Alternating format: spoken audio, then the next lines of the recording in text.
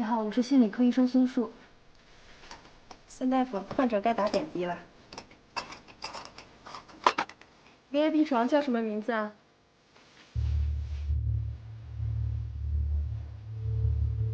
文娟。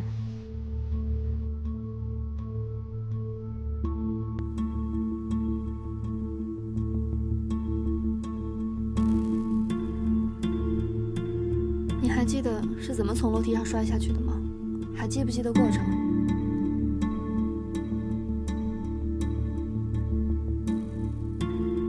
不记得了。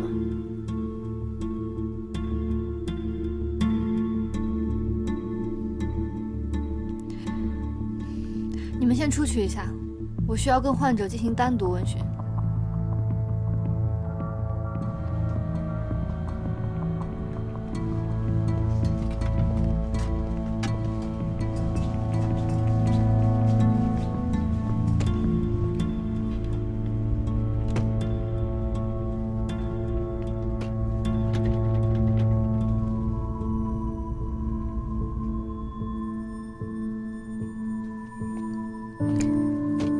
谢谢你，医生。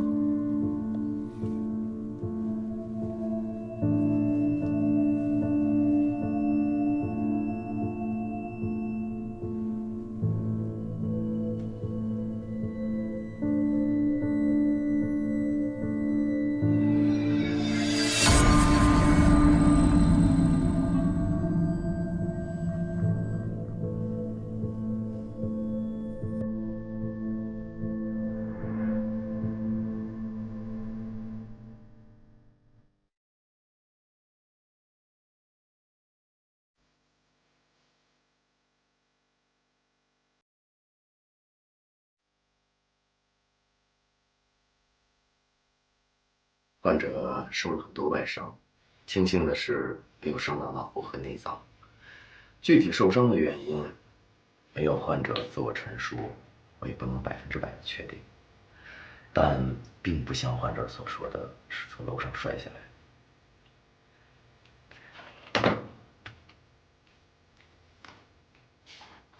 这是从2楼楼梯上摔下来的外伤照片，和文娟女士的完全不一样。文娟女士的伤倒更像是被人打的。对，患者的具体情况可能比你想象的更复杂。什么意思啊？患者的丈夫是知名企业家，好像是顺达集团。送过来以后，确认了身份，办了手续，他就离开。你从他住的病房就能猜得到，他们并不是一个普通的家庭。患者的内心应该是比较复杂的。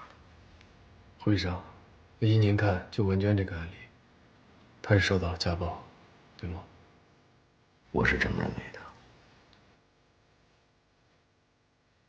我觉得文娟应该是一个被家暴的患者，而且还不愿意沟通。她觉得这样是在自我保护。我还是第一次经手这样的案例。这样的情况下，如果遇到家暴，受害人或者目击人应该在第一时间报警，不应该这样忍气吞声的。我怎么总觉得那个文娟那么眼熟呢？啊，那个文娟，顺达集团的总裁夫人啊。顺达集团的总裁可是个大人物啊，算是个明星企业家呢。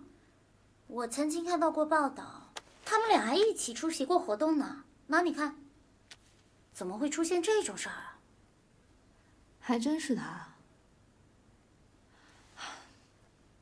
企业家就可以为所欲为啊？倒也不是，中国是法治社会，也是有反家暴法的。既然受法律保护，那为什么不敢报警呢？我想，可能是为了保护自己的婚姻吧。婚姻？为了保护婚姻，可以让自己被打成这样？联合国妇女基金会统计，全世界有超过1/5的女性遭遇过不同程度的家暴，但是懂得利用法律反抗的却很少，原因非常复杂。而且她如果是个全职太太，那她的选择应该会更困难吧。遇到这种情况，心理医生又能帮助他多少呢？没有别的办法。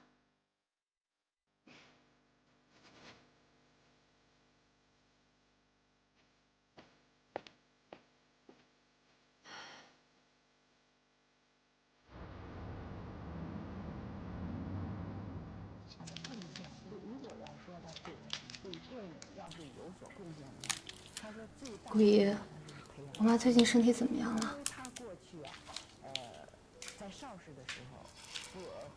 一般吧。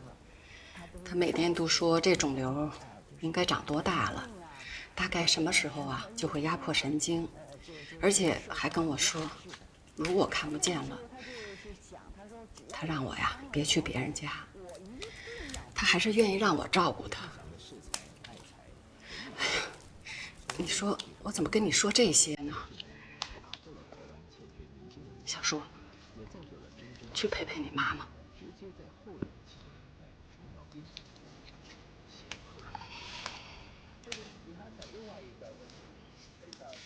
影响力的一点就是他会发掘这些新明星的。比如说乐蒂，他已经拍了好几年的电影。你等我。陆教授，你这是在看电视吗？你看，好看着呢。知道的，这是一部时装片。林教授，你就不能早点做手术吗？啊，在你不知道晕倒在哪之前，你把手术做了不行吗？我知道，但是你也应该相信一个医生，他对自己的判断，他了解生命，也更珍惜生命。我活着还能救很多人呢。可是你有没有想过，万一……树，快来帮我把火关上。行，反正我知道我也劝不动你，但是我真的希望你好好考虑一下。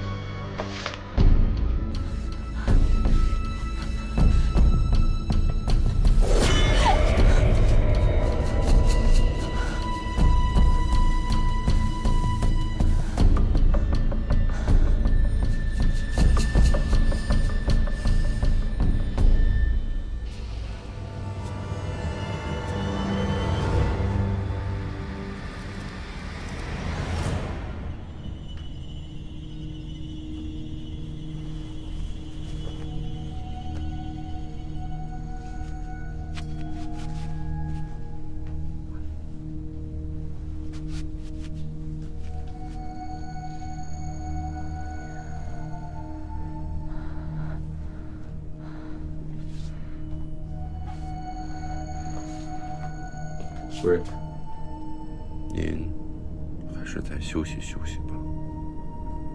我就是想出去透透气，这里太闷了。您看，要不您在这儿休息一下？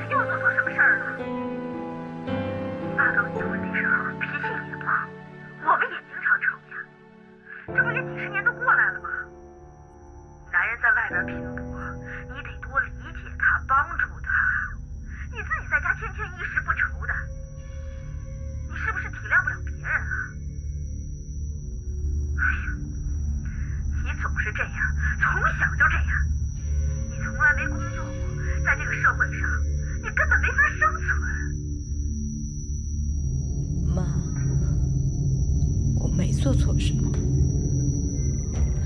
他真的是没有道理的打我。他怎么可能没有道理的打呢？一个巴掌拍不响，你就不会温柔一些？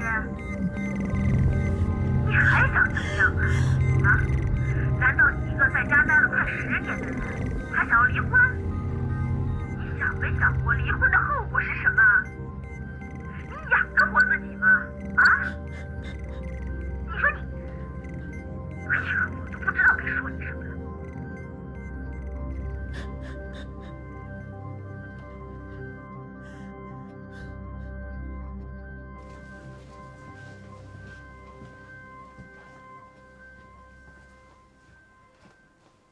怎么样，好点了吗？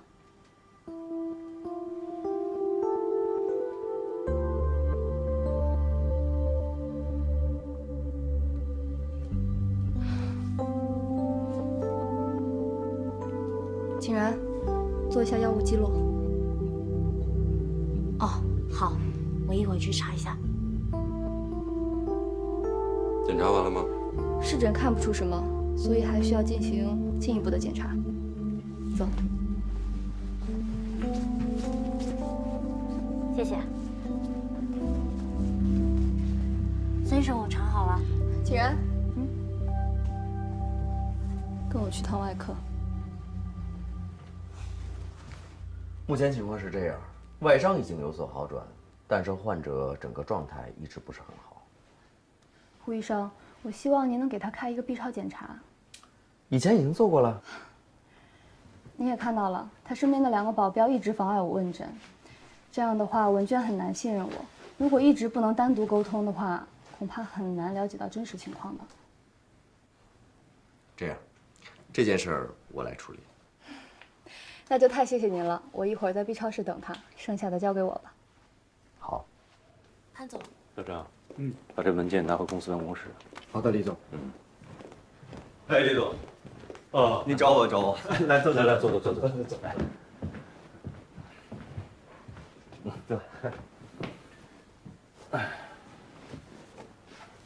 您的计划书我全看了，很有诱惑力。是吗？太谢谢了。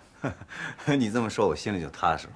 我跟你说，这计划书我费了不少心思，专门找医疗和疗养圈子的人进行了一个深度调研才弄出来的。我目前正在做公司的上市计划，如果不出意外的话，这会是我公司上市之后投的第1个项目啊。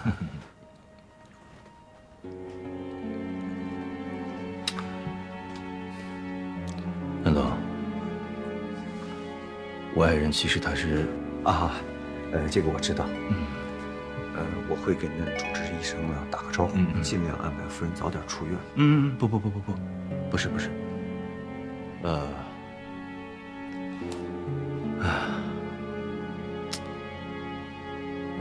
以我爱人目前的精神状况来看，我倒是希望她能够在医院再多住一段时间，最好是等我忙完公司上市的事情之后。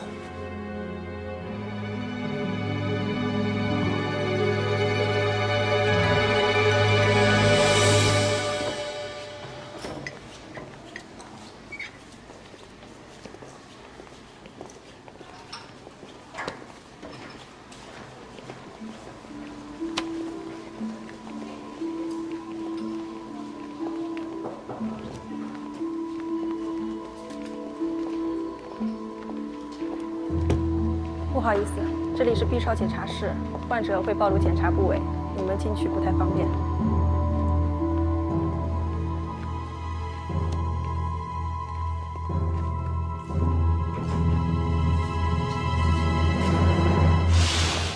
孙大夫，给您带来了。谢谢。是你们？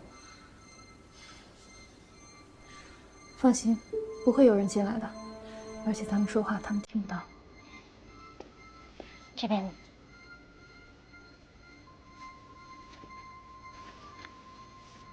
我爱人目前正在接受外科、精神科的双重会诊，是吧？对。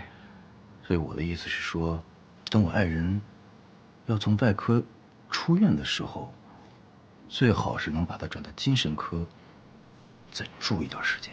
转到精神科。嗯。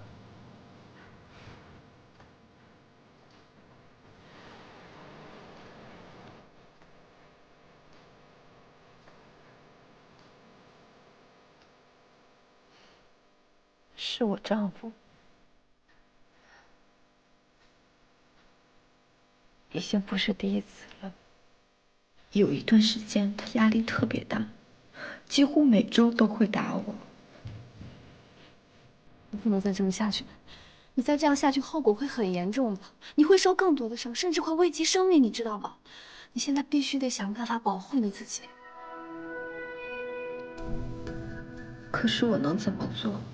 我逃不了，更不可能是他的对手。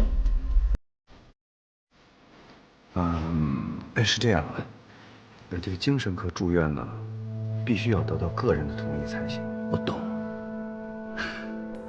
但是我是她的丈夫，直系亲属。对，也对，也对。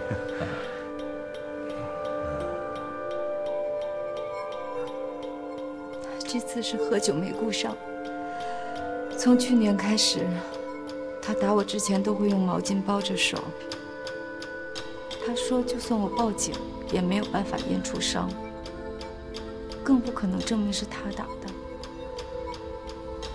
他公众形象好，他可以很简单的说成我是为了钱嫁给他，然后自己假装成家暴的样子骗他的财产，太过分了。他威胁我说，这一辈子只能听他的安排，我要是敢反抗的话，我的下场会很糟。你的那个疗养基地方案，我转给了很多朋友看，大家伙都非常感兴趣。哎呀，你知道，现在是我公司上市的关键时期，啊，话题太多，麻烦就多。哎，我爱人住不住 VIP 无所谓的，哦，只要让他在精神科多住一段时间就好。行，李总，你就放心吧，夫人的事情呢，我来安排，好吧？多谢，不客气，不客气的。好，夫人，孙医生怎么办？夫人。放心，我会想尽一切办法帮你的。你现在别想太多，好好把伤养好。你要知道，在医院他们不敢动你的。剩下的咱们慢慢想办法，好吗？文娟，我们可以走了。谢谢你啊，小雪。相信我。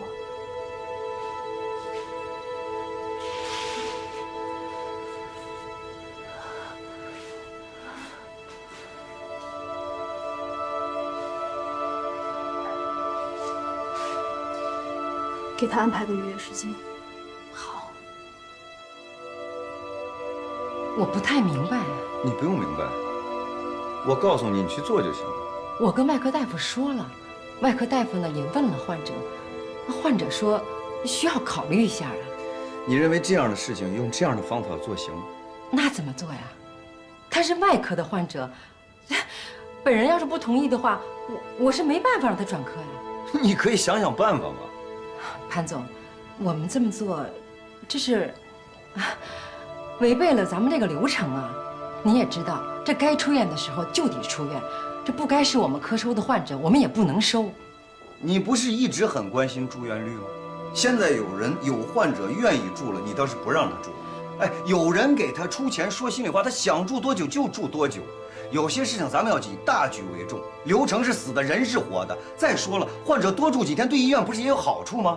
不是，你不是不知道呀，我们科跟别的科不一样，这精神卫生法是保护患者的权益，你就是直系亲属也不能强制他。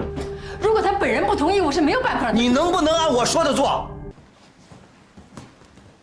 怎么又是你？昨天不是来检查过了吗？昨天是例行问诊，今天实际诊疗室治疗。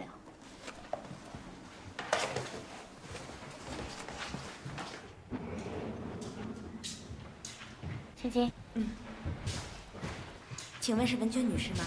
啊，这边请。哎，诊疗室是封闭的，这是治疗，外人不可以进。两位这边休息一下，治疗时间稍微会长一些。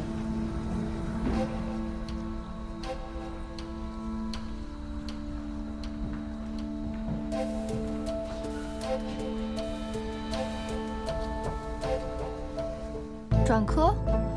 你确实需要心理治疗，但是并不需要精神科住院啊。他就是想把我关起来。为什么？怕我乱说话呗。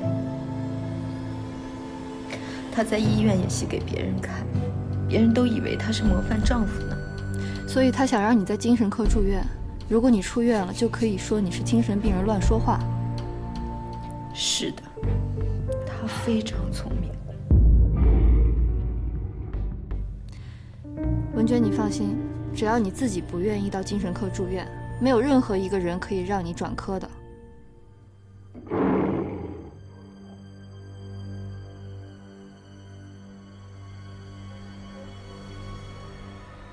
可是现在我特别矛盾，我一想到他做的那些事儿，我就觉得我再也不能跟这个魔鬼生活在一起了。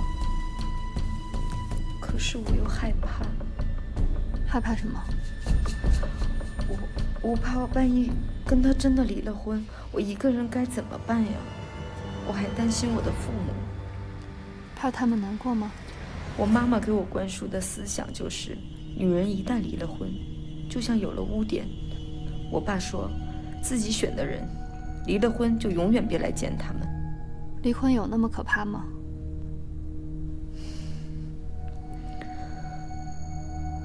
你知道吗？他当初用尽各种办法追求我，我就觉得他虽然出身寒门，但是特别有上进心。后来我才明白，都是因为我的家世。他娶到我，就像得到了一枚勋章。直到我父亲被人陷害入狱，我对他就没有利用价值了。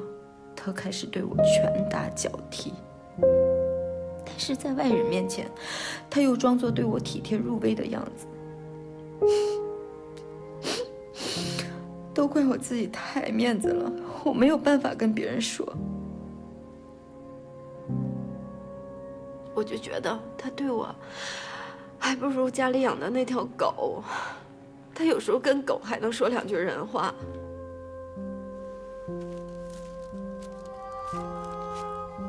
文娟，你知道吗？有很多被家暴的患者，他们走不出来，不是因为他们没有办法，而是因为长期的精神和躯体上的虐待已经击垮了他们。他们内心开始恐惧和依赖，宁愿选择痛苦，也不愿意改变，因为改变会带来太多的未知和不确定性。他们已经没有了勇气去面对和承担，他们不敢做出决定，只能懦弱地缩在一个已经不安全的家里，来欺骗自己明天会更好。可是没有人帮我的，他太强大了，我斗不过他。那你要从内心做出决定，然后我们一起想办法。你现在首先要做的是要学会说不。如果他再安排你做任何你不愿意做的事情，你一定要说不同意。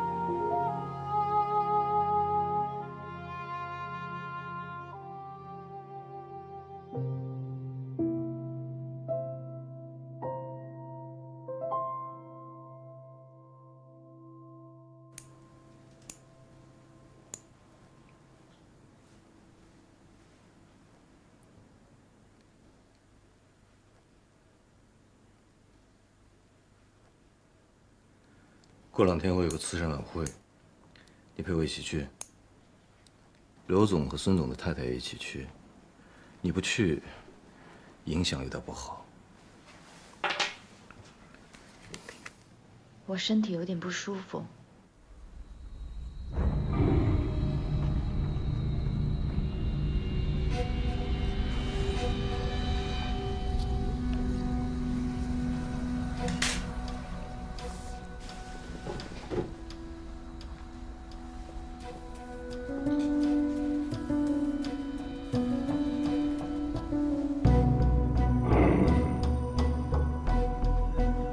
把你刚才说的再说一遍。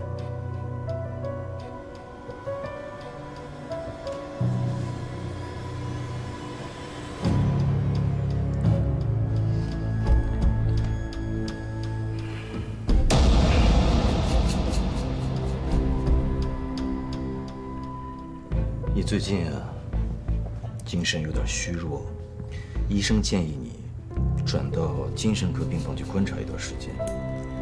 我已经替你答应了。我没有精神病。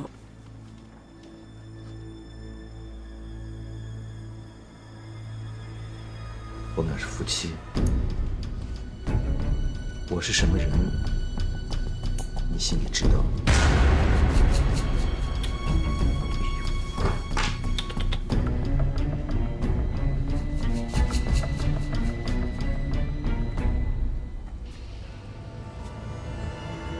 谁对我好，我就对谁加倍好。谁如果对我不好，我也绝不客气。我的公司马上就要上市了，财产也要翻倍了。如果这个时候有人打算破坏我的计划，或者是打算分走我打拼半生的产业，耽误我上市，你作为我的合法妻子，你能允许这种事情发生吗？绝对不能允许。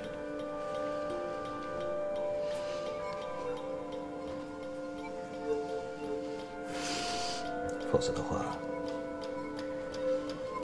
他怎么到我身边来的，就再怎么滚回去。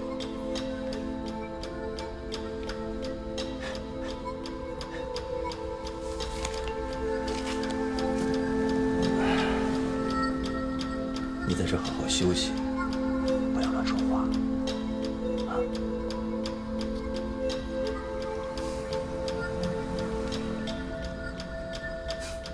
其实，你就是说什么，也都没有关系。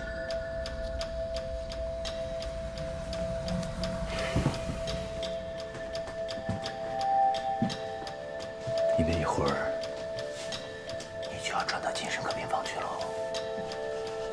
那里可是精神科病房，你在那儿说什么都不会有人相信的。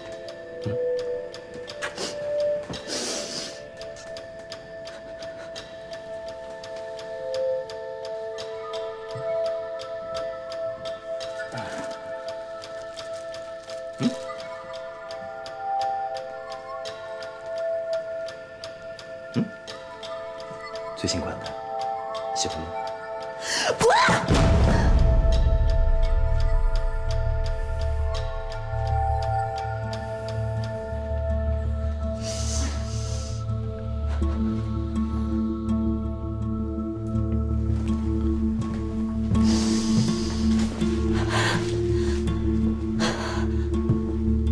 怎么了，诗诗？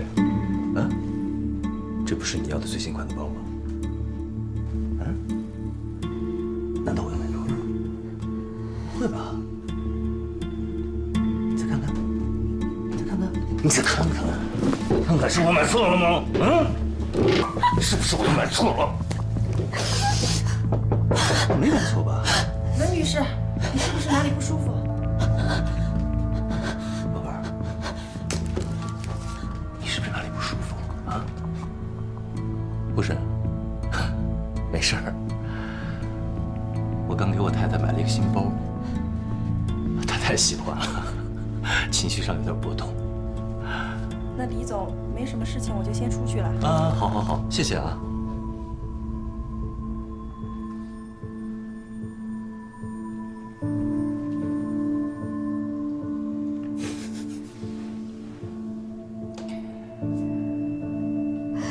等这包再出了新款，我再接着给你换。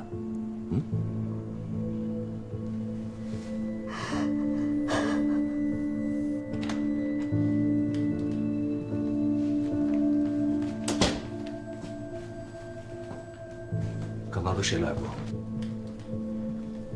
李总，除了正常的巡查医生外，还有心理咨询师。夫人刚刚做过心理咨询，他就变成这样了。嗯，知道了。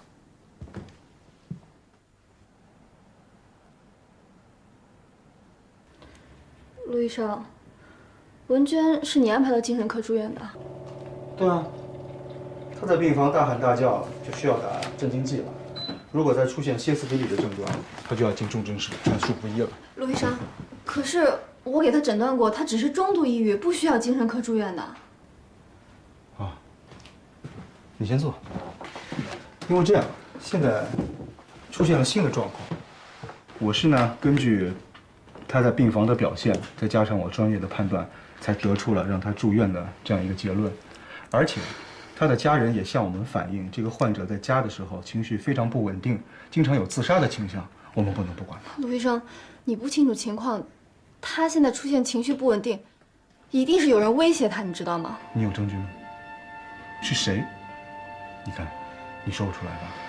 孙医生，有些话呀，咱们不能乱说，得有证据啊。所以我觉得，让他住院这个结论，不论是从我这方面看，还是从精神科的角度去看，都是妥当的。陆医生，你这样会害了他的，你根本就不清楚情况。反正这个患者绝对不能到精神科住院。孙医生，精神科不是污点科室。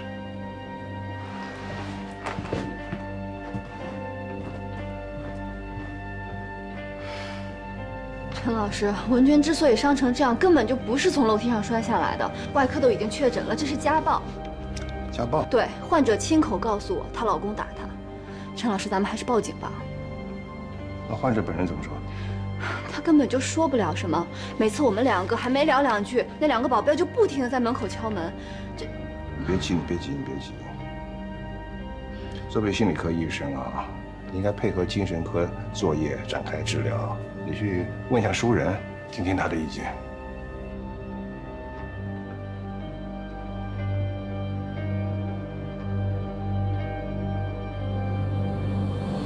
39号床，文娟，第一次入院。孙医生，患者头皮挫伤，头皮下血肿，面部受损之后留有疤痕。现在，文娟现在需要的是心理咨询师，根本不是精神治疗。你们这样一意孤行，后果会不堪设想的。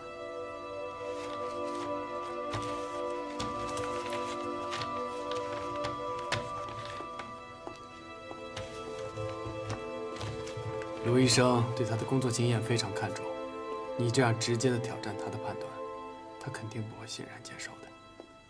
你们根本不知道发生了什么。我也是医生，如果你只是越位，想去为患者思考，那难免会与其他不相干的医生产生口角之争。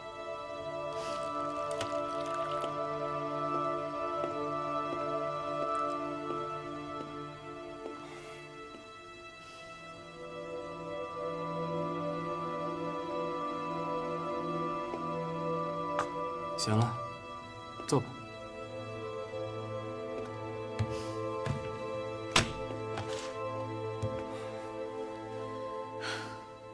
说说吧。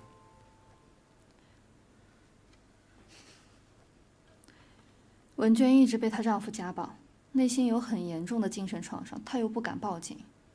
我需要有足够的时间，让她有勇气站稳，让她成为一个有力量跟她丈夫抗衡的女人。这和卢国峰的行为没有任何冲突。她今天的症状已经歇斯底里了，我认为她可以转科治疗。她丈夫可以抓住这一点，说她是个精神病人，然后制造舆论。这样下去的话，文娟就更没有机会跟她抗争了，她会越来越软弱的。她今天这样不能控制自己，一定是被她丈夫给激怒了。其实文娟住不住精神科，或者是她要在精神科住多久，这压根就不会成为她丈夫想要利用她的把柄，因为这根本就不是她的污点和她的错。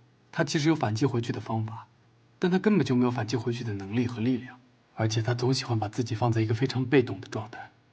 所以你需要仔细想一想，你能够让她强大多少，才能决定她出院以后怎么样生活下去。你的意思是说，她丈夫想把她困在这儿，未来还想陷害她的目的是很有可能达不到的，反而可以给她时间来成长，对吗？我会尽力而为的。你先别着急，卢国峰那边我先替你沟通着。所以，你现在知道你自己是怎么样被自己给气昏头了吧？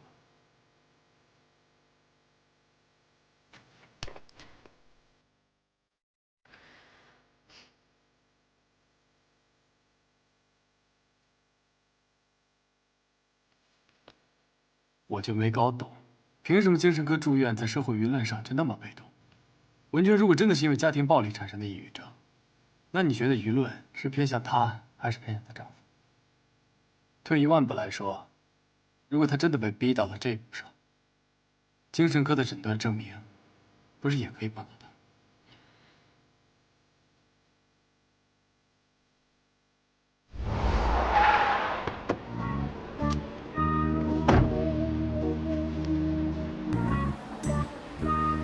一会儿干嘛去啊？看电影。下班了。你们俩一起啊？哎，什么情况啊？你们俩？不是一起去。想多了。啊，最近有没有新开张什么好吃的呀？拜拜，拜拜，拜拜。你干嘛呀？送你回家。哦，不用了，谢谢。啊，我的车上有咖啡、果汁，还有茶。真的不用了，我离这么近，走2步。真的不用吗？哎，等一等，这把伞拿着，今天的太阳实在太晒了。不用谢，不用谢，拜拜，拜拜。哎，陈医生，没事吧？没事。幼稚。孙大夫，明天见。拜拜。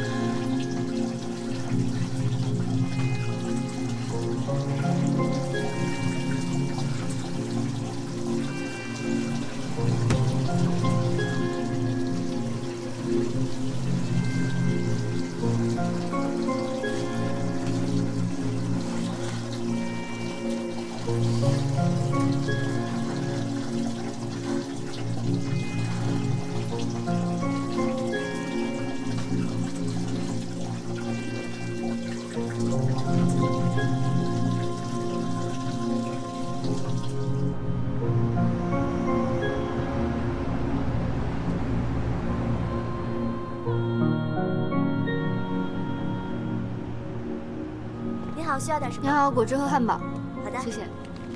一共32。嗯。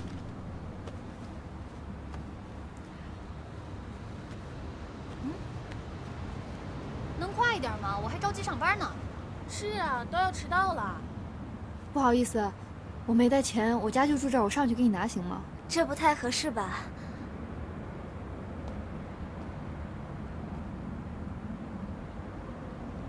多少钱32。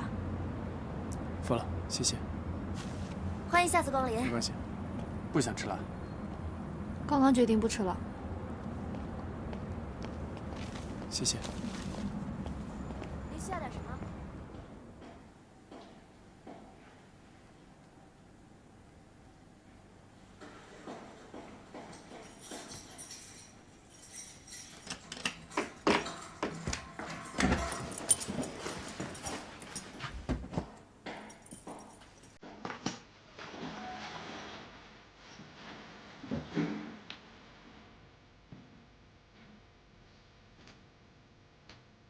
崔叔，我知道你在里面。这样子，我敲3下门，出来，你把东西拿进去吃了，好吗？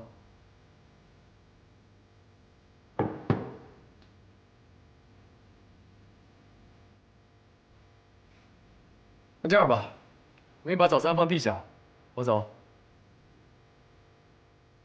你要再不出声，我就跟早餐一起留一个门口了。你走。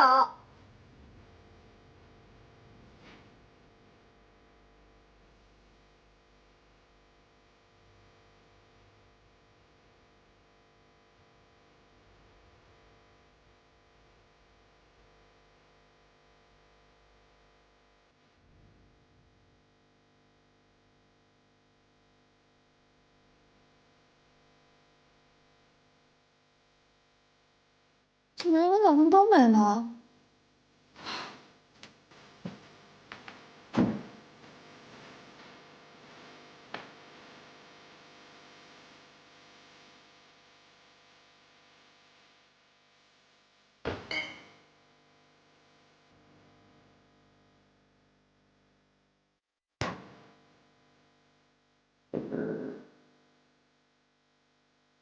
长长，不争气。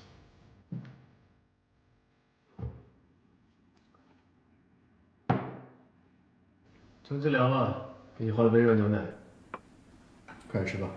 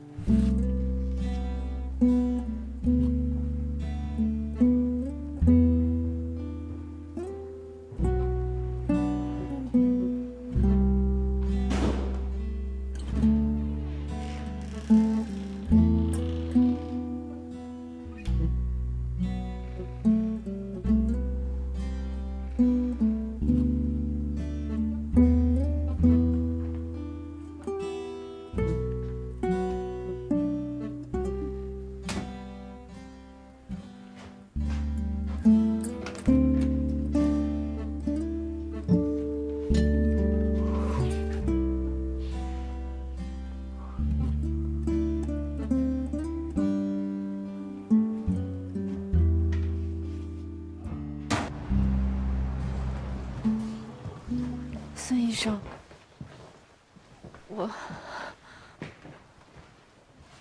景然，哎，孙医生，先请二位出去一下。好。二位随我出来吧。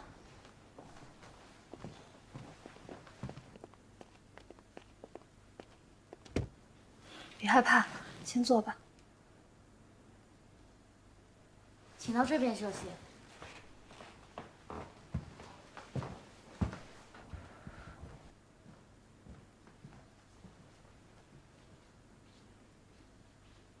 你怎么了？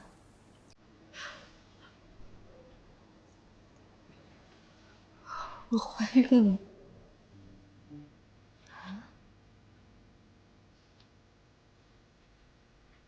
怀孕多久了？应该有2个月了。我刚检查出来。那你老公知道吗？我就是觉得最近一直很恶心，然后刚刚做了尿检。所以，你是打算瞒着他吗？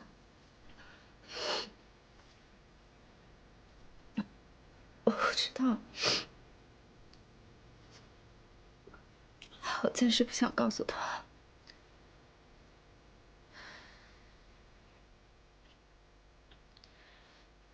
那你接下来打算怎么办啊？我一定要把这个孩子生下来。你想让你的孩子出生在这样的家庭里吗？有个这样的爸爸，还要承受爸爸和妈妈这样的关系，你有没有考虑过孩子的感受？他是我的孩子，我想让他好。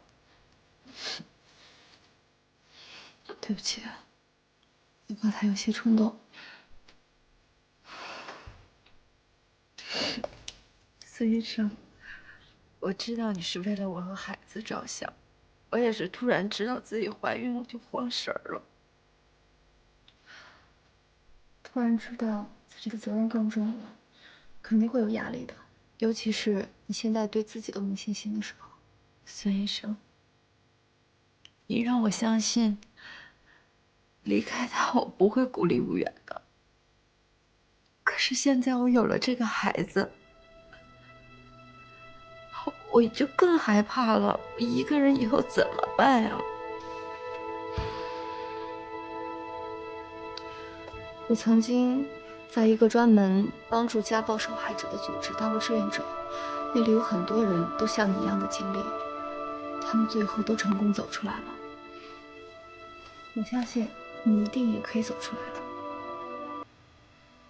只是你现在要做的第一步，是要确定你是否已经下定决心要独立开始生活。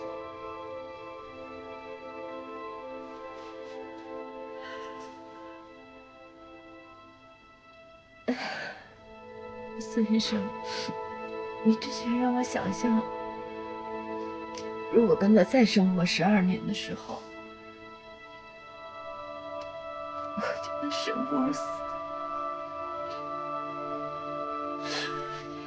你刚才质问我，怎么可以做一个不负责任的母亲？就我突然意识到，我能给这个孩子最好的爱，就是让他不再和我一样生活在恐惧之中。可是孙医生，我不想了，我不想孩子一生下来就没有爸爸。我希望他有一个健全的家庭。文娟经历了长期的精神和躯体虐待，她几乎已经处于智力、能力的休克期，她需要的是共情。不管你做什么样的决定，我都会支持你的。真的吗？你真的会支持我吗？我还以为你会说我胆小，说我懦弱，我为了孩子委曲求全。所有的母亲都是这个世界上最伟大的人，我特别佩服你。宝宝，你放心，妈妈不会再委曲求全了。相信妈妈，妈妈一定会保护好你。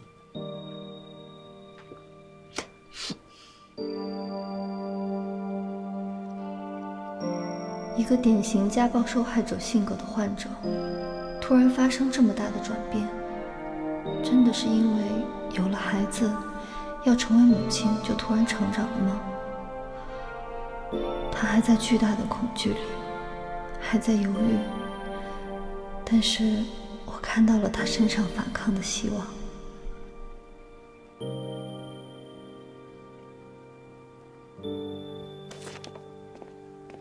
孙医生，孙医生，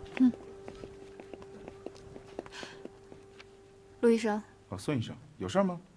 我找严医生有点事儿。啊，他在。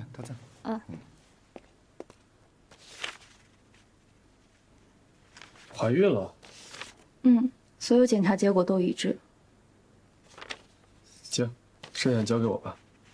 你与文娟的诊疗过程中，我一直在观察你，做得很不错。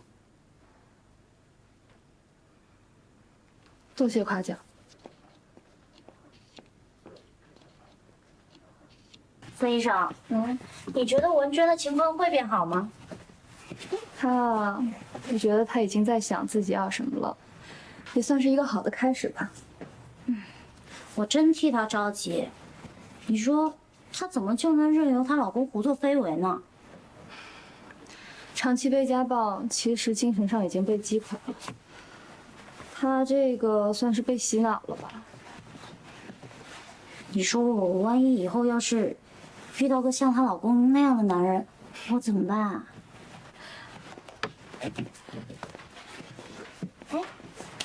要不我去学擒拿吧？学什么擒拿？快去忙去吧，那么多事儿。我去报名。哎，不忙不准下班啊！啊。严医生，这么晚约我肯定是有事儿，请说吧。我们的医学诊断能够证明，您爱人文娟所遭受的伤害很有可能是家庭暴力，这一点您应该很清楚。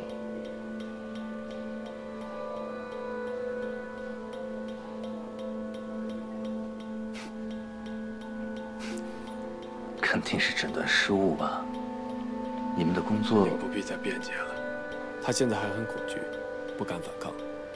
出于对他的尊重，我们暂时不会采取报案措施处理这件事。严医生，我非常欣赏你的做事风格。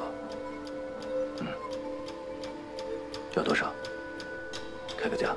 李总，我不是生意人，不懂做交易，相信您更懂权衡利弊的分寸。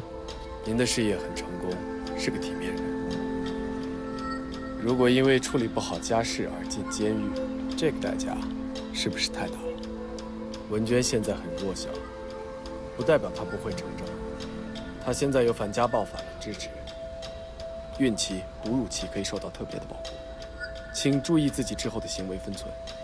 而且有句话说，女人本弱，为母则刚，请你不要低估了为人母保护自己孩子的决心。什么意思？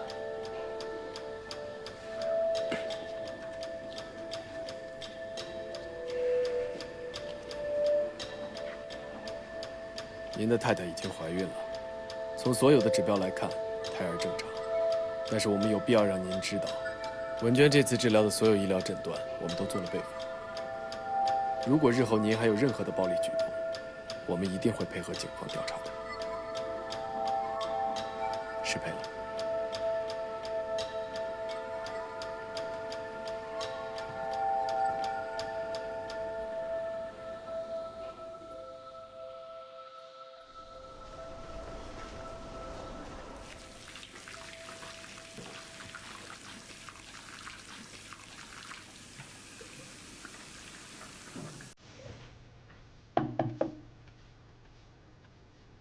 来了。我想找你咨询点事儿。走。嗯。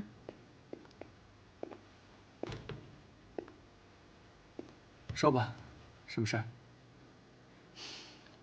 你说，文娟她能幸福吗？为什么会这么问？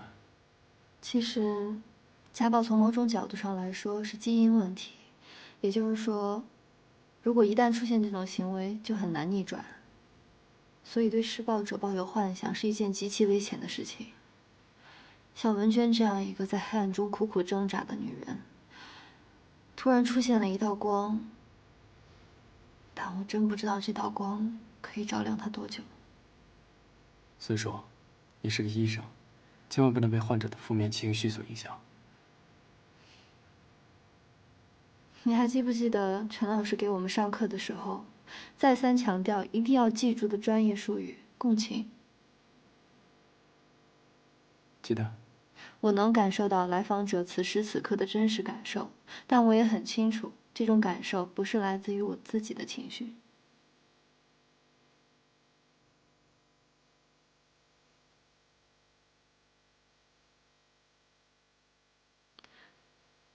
你看什么？你呀。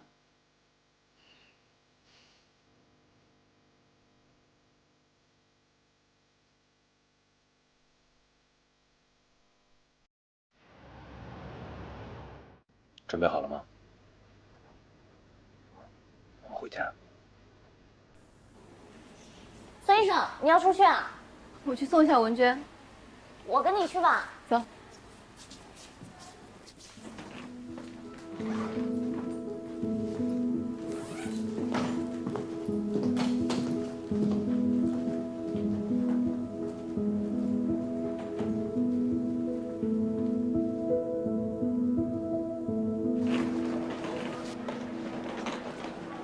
文娟，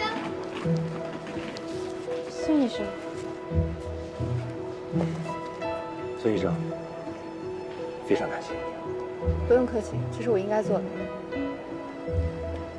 亲爱的，我去车里等你啊。来，拿着。好，再见。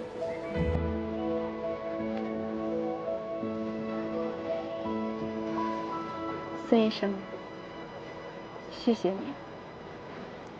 我现在特别害怕自己不能是一个好妈妈。加油，相信你自己可以的。加油。